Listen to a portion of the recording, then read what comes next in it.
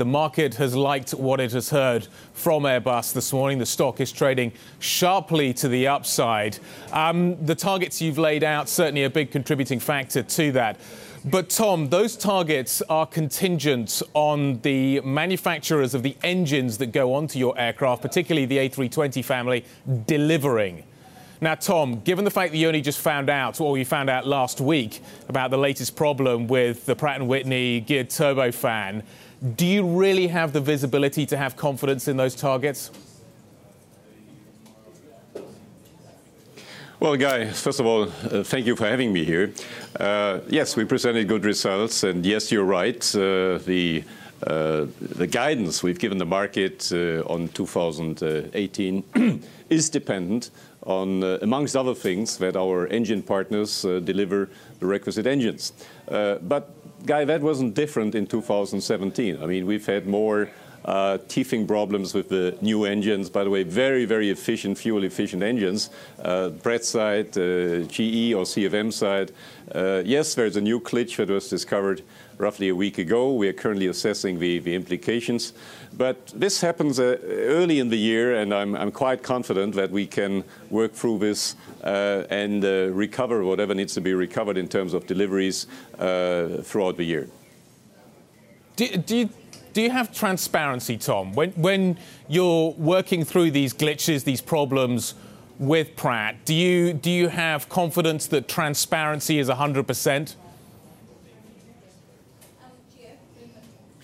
Well, I think Pratt doesn't have full transparency, otherwise these issues wouldn't happen. But I can assure you that we're working very closely together with them. Again, this is not the first problem we're encountering. And by the way, the other engine is not completely free of problems and challenges either.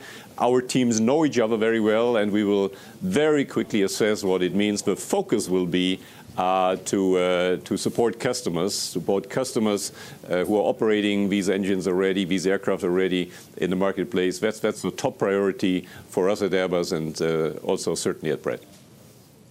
Tom, when do you think we'll actually have a solution to the seal problem on the GTF? It feels as if we're going to take a step backwards to take a step forwards. But when do you think that we're actually going to have a solution to that problem? And how easy is it to change the seals on the engine?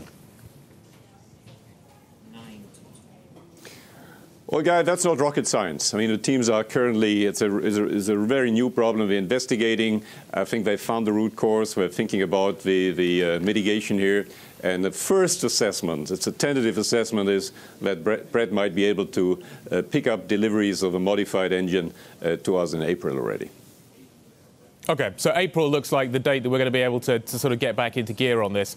Tom, let's talk about the other airframe that Francine was mentioning in the introduction, and that is the A400M. You talked this morning in the press conference about being sort of beyond the worst. Is that language for no new charges, or is that language for the charges are going to get smaller from here? Well, I think in a situation like that, with a complex program, you never can put your hand into the fire and say, this is it once and for all. But what I'm very certain about is that we reached a breakthrough agreement with these 6 government customers, plus the procurement agency, OCCAR, last week. That needs to be detailed yet. But this really brings us, as I said this morning, over the hump, and so our risk exposure going forward on that program will be significantly reduced. OK. I want to get into the weeds a little bit on the numbers and go to the net income line in the statement this morning. In that net income paragraph, couple of paragraphs, you talk about the fact that there's been an adjustment on the refundable launch aid for the 380 program from the home nations. Can you just give me a little bit more detail on what that means? Is that a reduction in the interest charges on that refundable loan? And then I guess the logical question that follows from that is, did that play a part? Did it have any impact on the deal that's recently been struck with Mr. Clark over at Emirates? Well, look, I mean, I can't give you much detail on that. It is what we said. We have reached an agreement with governments on that, an agreement that is beneficial to governments and certainly also to Airbus and helps us to carry on with this very important program that the 380 is. I mean, it's no secret. We have government loans. We're paying interest. We're paying levies on that, which is quite a burden for the company going forward with a program with very low production rates. And we found agreement here, as I said, that is positive for us, that is positive for our customers, and that's part of the net income. Sorry, just to be a little pushy on this, is the cost of those loans going down? Is the cost of what? The cost of those refundable loans, i.e., is the interest charge going down on those refundable loans? Well, I can tell you that these refundable loans are very good business for the governments.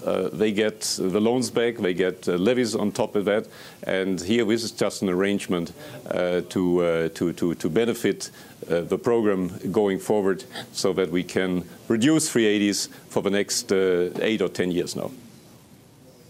John Lee has departed after many years of service at Airbus. Mr. Schultz is taking over. Tom, how much work needs to be done with the sales team to really kind of get it back into gear? Do you think that sales team is where you want it to be right now? Oh, that sales team is terrific. Keep in mind, Guy, if I look at the order intake in 2017, more than 1,100 new aircraft, and that is net after some cancellations. That is industry record for the year. So John Lee built up a very great team. Eric Schultz is a very experienced salesman. I mean, he really hit the road running since he is responsible, taken over from John a couple of weeks ago. He's particularly well versed on wide bodies because this is where he worked at Rolls, and he will work heavily on selling wide bodies, selling our great portfolio, and I have no doubt we found the absolute ideal successor for our legendary John Lee. Okay, legendary, as you say. There are investigations, though, that are ongoing surrounding Airbus. Is there a morale issue on that team? Do you think you need to do some work there? Well, you know, these investigations are never easy, obviously, particularly for sales teams. But I do not see any morale problem. If I look at the numbers, if I look at how engaged our sales teams are on the various campaigns, not just talk about 17, 18 already. And if anything, I think Eric Schultz will be absolutely the right man to bolster the morale of our sales team and lead us to new successes. Tom, it's been well documented over the last few days that Ray Dalio over at Bridgewater has taken out a significant short on Airbus. Now, we've done the maths on this, and it appears that this is actually probably down to him taking out a kind of long euro call, and that's really what he's focusing on here. We went through 125 euro dollar this morning. Tom, what is your kind of expectation? How much pain do you think you're going to feel over the next 12 months if we maybe push up from 125? One analyst this morning talked to me about a kind of 135 on euro dollar. What would that mean to your numbers? Well, look, I learned a long time ago, Guy, that I shouldn't speculate about the development of a dollar-euro. Rest assured, if I look at our hedge book, the average hedge is coming down, the average dollar is coming down, and we are well prepared for a dollar range between 120, 130, and we did a lot of groundwork beyond that. So I'm not worried about the development of the dollar-euro exchange recently.